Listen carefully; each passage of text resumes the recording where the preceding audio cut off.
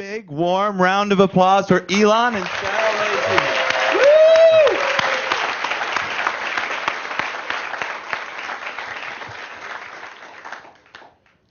All right, so the first thing, I mean, we're going to talk about obviously like a lot of things you've learned from starting companies, and there's a lot of first-time entrepreneurs in the crowd. So advice you would give them, like Jason did earlier, but you got to one-up him. Really tell the truth and like give people, you know, the absolute pitfalls here, which I know you'll do because you got me in trouble and the last time I interviewed you for being too honest. So first of all, I want to talk about risk because I'm of the belief, and I've written about this wildly. I think entrepreneurs. We love what? I think entrepreneurs have are really taking less risk in Silicon Valley than they were 10 years ago, and I think you're interesting because, you know, your other PayPal co-founders were considered really risky for getting back into the web as early as they were. You know, whether it was LinkedIn, whether it was funding Facebook, whether it was Slide, a lot of these they were really the pioneers in believing in the web again, which was considered crazy at the time. But you were considered crazier. I mean, you got done with PayPal, and you went and started a solar company, a rocket company, and an electric car company. Right. Like, it would be hard to come up with a crazier combination, and yet you've had a quicker IPO than those guys. You have how many billions of dollars you're getting from NASA, from SpaceX? Well, we're about 2. Yeah, about 2. So, like, who's the crazy one now? I mean, you and Exactly. I mean, I mean, you told me before that, like, I asked you if you were crazy in an interview before, and you said, well, yes. Look, if I were thinking that this is the best rank order investment, I would not have done these because it would have been crazy. Yes, so, like, absolutely. What motivates you in taking? Tell us about how you come up with an idea. Well, Adeo, you know, we were housemates in college, and that would have been actually one of really our first venture together was running a kind of a nightclub-ish situation. Really? Yeah. Is nightclub a euphemism? No, it's really a nightclub.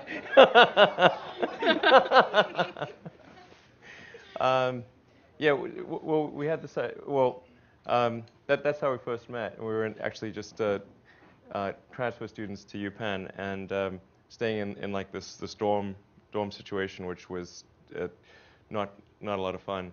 And so we're just talking in the cafeteria and like, well, we really want to get out of this dorm situation. So then we were able to find a house that was this huge house that hadn't been rented, and so it was like a 10-bedroom house, and there were just 2 of us. And then we managed to get this freshman to join us in the house. It changed his life forever, I think. And that freshman was? That was hell. Yeah, he took a different path after that year. Can you tell us the most outrageous thing that happened in this nightclub? You know, what's the amendment you plead after the 5th? Yeah. But I did have my mom there one night, and it's just like she came to visit us. Like, by the way, we're holding a kind of a party tonight, and anyway, that was a lot of fun. Adeo kind of took care of the entertainment and the decoration in the house. It was sort of like a New York nightclub, basically. What was your role? I was kind of the sober one. You were the sane one? No, yeah. Well, it's all relative, you know. Yeah. Anyway, so. Right. So back to taking risk. Yeah. So that was actually quite risky, by the way. If we'd been bust, we would have been in deep trouble. But so let's see.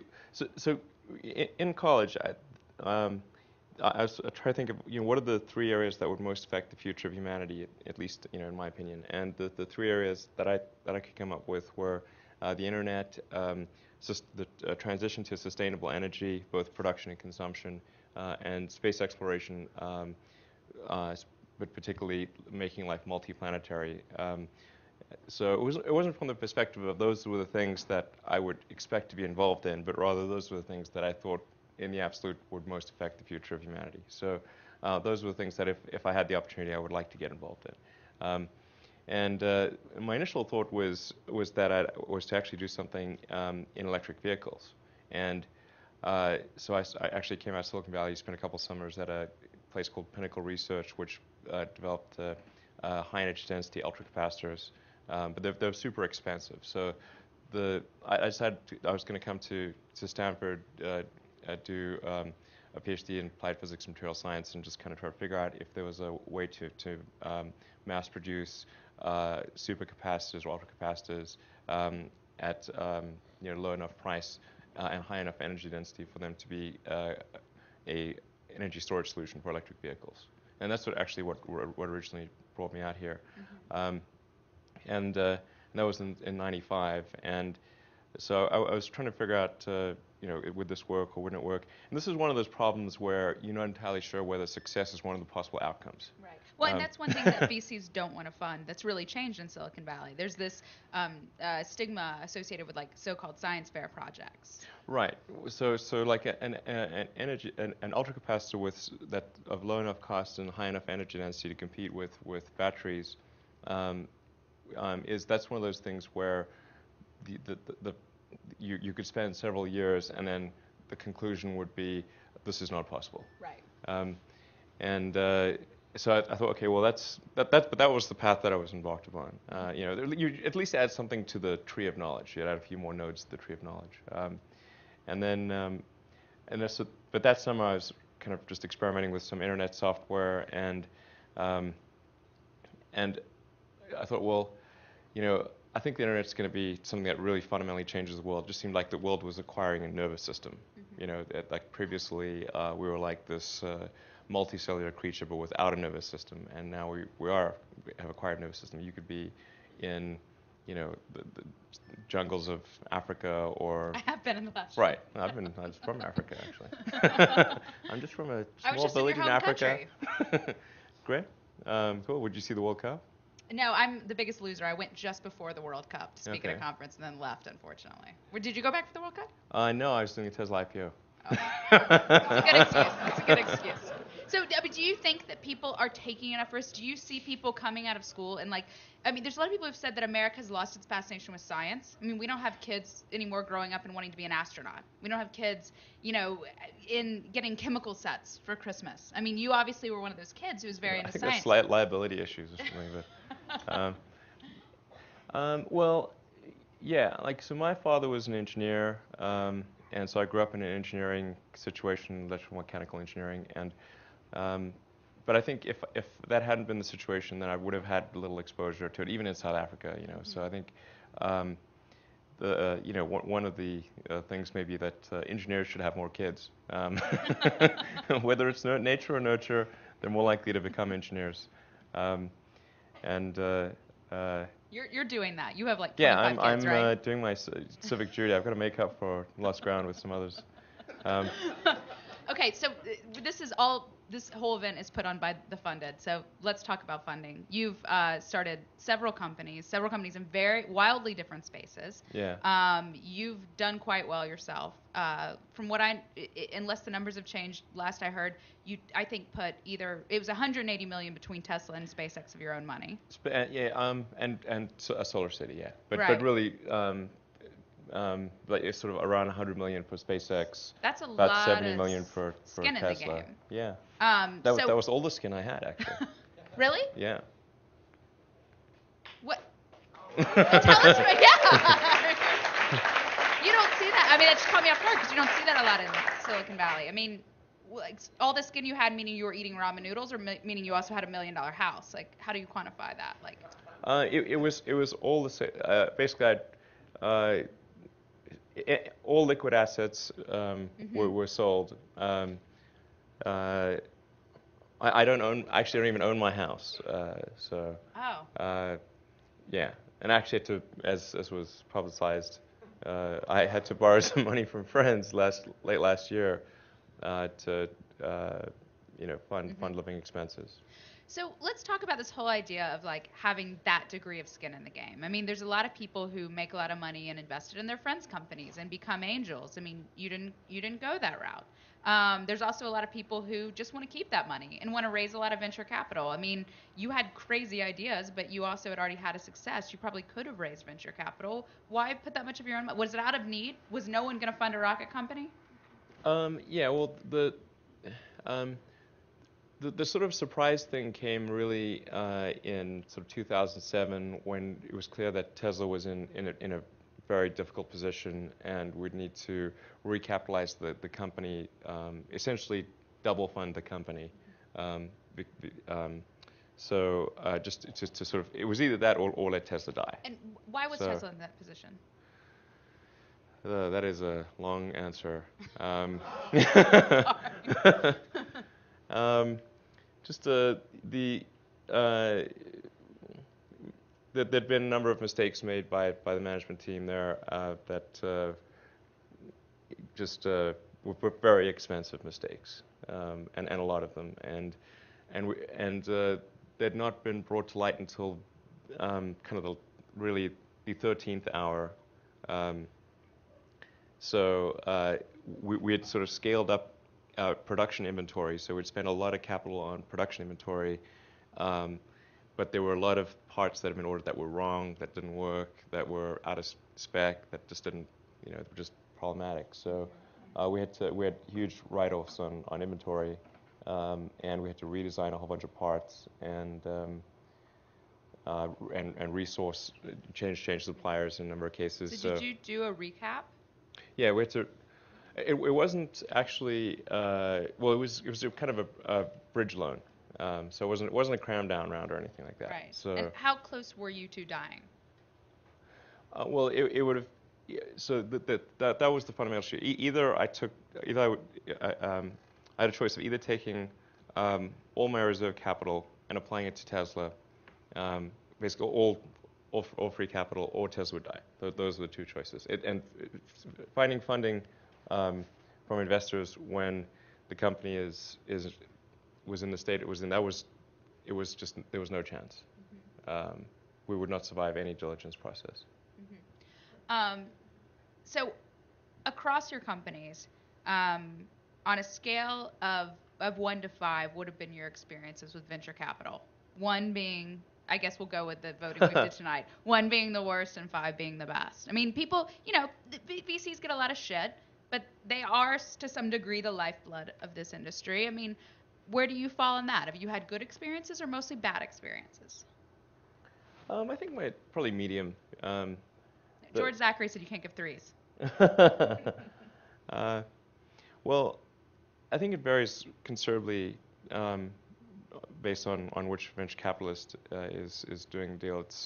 I think that probably varies maybe as wildly as the individual entrepreneurs. I think there are some good venture capitalists, but most are not. Go on. No, it's there's some. I think just like there are some. Only a few companies ultimately succeed. I think the same is probably true of venture capitalists. But aren't there more successful venture capitalists who aren't very nice to startups than there are not very good entrepreneurs who succeed? There's a lot of both. I'm not sure who'd win the numbers contest there. I do think there's. There's been, I think, a lot of bad behavior by venture capitalists, and probably a lot of bad behavior by entrepreneurs. So I think my experiences were actually pretty good. Mm-hmm. With MDV and then with Sequoia. Mm-hmm. Yeah. So can we assume any DFJ, that you're I leaving think out? DFJ is. My experience with DFJ has been very good as well, and Founders Fund. So I'd say actually, now that I think about it, actually probably, if I'd give my experiences a 4 out of if 5 is the best rating. What's one of the toughest lessons that you learned that might be applicable to this audience in terms of raising outside money? I mean, what are the big pitfalls you don't want to fall into, whether it's angel or venture capital? Well, I think it's better to take a lower valuation from venture capitalists that you really like and get along with and feel that you're sort of on the same wavelength. It's better to take a lower valuation from that person than a higher valuation from someone who you think you may not get along with. Mm-hmm. So, yeah. And so that sounds like it's more about the individual partner versus the firm. I mean, there's a lot of entrepreneurs who come to Silicon Yeah. Valley and are dying to get an investment from Sequoia, not necessarily an investment from Roll-Up or from Mike or, I you think think partners both. most important? I think both matter. Both the individual partner and the firm. I think probably the partner matters slightly more than the firm, but they both matter because that partner could leave that firm and then you suddenly find yourself with a new board member that you didn't anticipate. That happened to me in one case that I won't talk about, but that was the lead partner of that firm sucks beyond belief. You're going to say that and you're not going to tell us who it is? I'm sure people could guess. So, so obviously a lot of your success, particularly with Tesla. None of the names I've mentioned, by the way, in case you're wondering. All right, so it's not Sequoia, it's not DFJ, it's not. I'm trying to remember who else you mentioned. Refresh the ones it's not. It's not Founders Fund. We can all just do a search. I think very highly of DFJ and Founders Fund, and obviously Sequoia's reputation is great, and MDV is fine. So none of the names I mentioned are the one I'm referring to. Yeah, I think we can all do a Google search. I'm going to do it right now. No, I'm kidding. So what do you think about the way venture capital has changed in the time you've been out here? I mean, a lot of money has flowed into the asset class. The bust notwithstanding, more money was flowing into the asset class. The returns of, once 99 and 2000 fall off, will be at or below the S&P 500, which has never happened in the industry before. Is this industry viable? Do you think it's broken? Do you think there's just too much money and it needs to get out?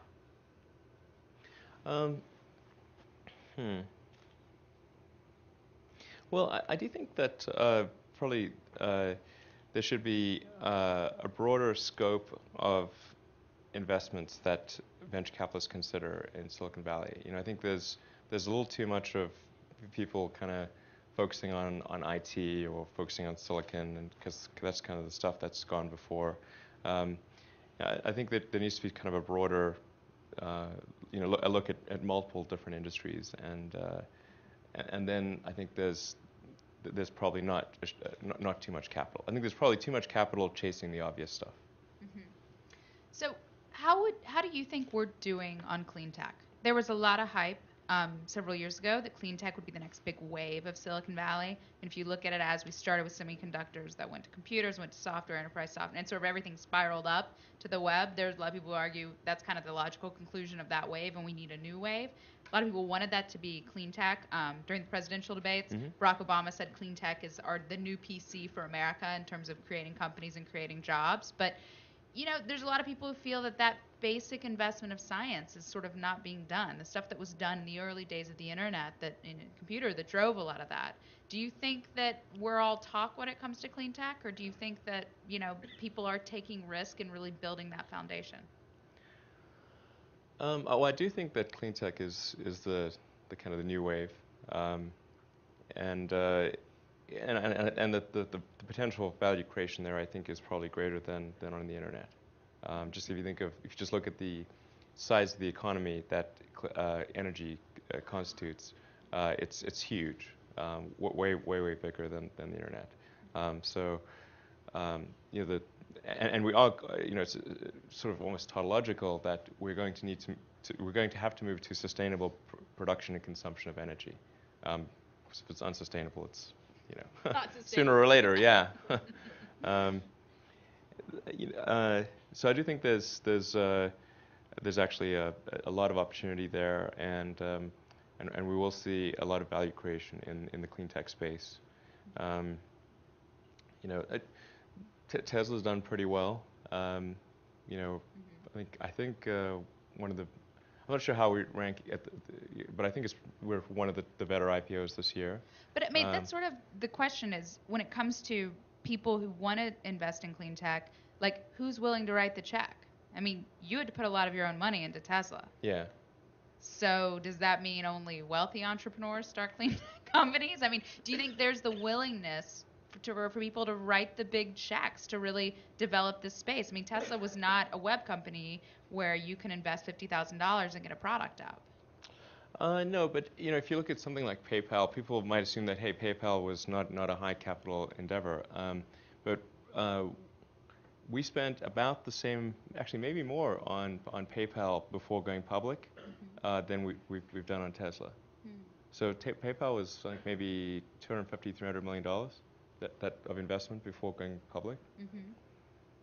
So it wasn't small change, and it is a little harder to get at like a demonstration article when you're talking about physical hardware than if it's a website and you can do sort of a quick demoware and whatnot. But I think in terms of capital, I think that there's actually sort of a misapprehension about the capital needs of a internet startup versus say a car company or a solar company or something like that. What's And in the fact, cheapest? the most capital efficient company so far, and which will be is actually my highest return on investment, is Solar City.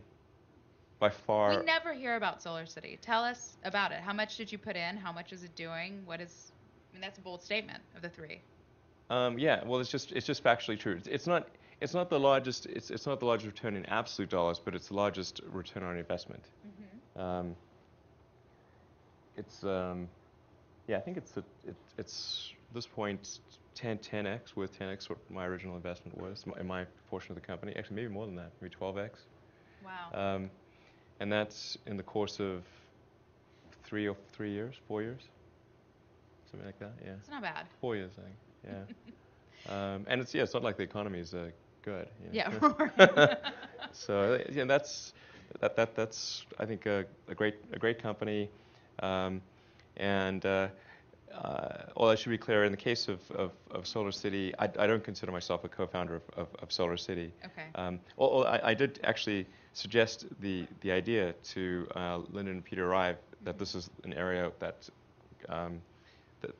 they say should pursue once they're done with their other company. But I didn't put enough, I'd say, perspiration into Solar City to really warrant co-founder status.